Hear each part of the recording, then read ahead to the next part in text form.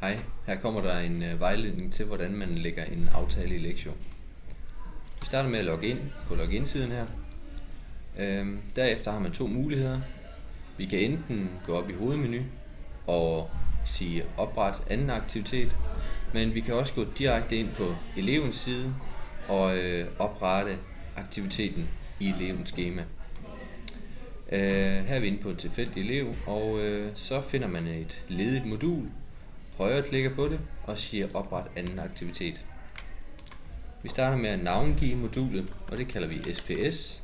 Og så giver vi det navn efter det antal timer, man er nået til, f.eks. 7. og 8.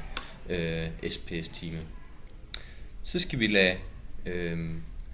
vi lade aftalen følge vores skemas tidspunkter, og derfor skal det gå fra 12.05 til 13.40, når vi har et tredje modul. Når man gør det på den her måde, så er eleven allerede skrevet ind, og vi er også skrevet ind som lærer, og så skal vi bare have fundet et lokale.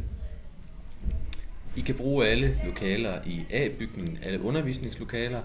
Der er nogle lokaler, der ikke er undervisningslokaler, dem kan I ikke tage. Derudover så skal I være opmærksom på, at der er 4 lokaler, som vores autistelever bruger, og dem må I heller ikke tage.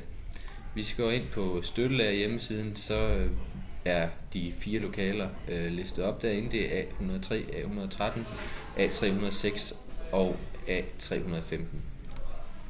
Men nu tager vi et tilfældigt lokale og sætter over her og siger OK. Herefter skal vi gemme modulet,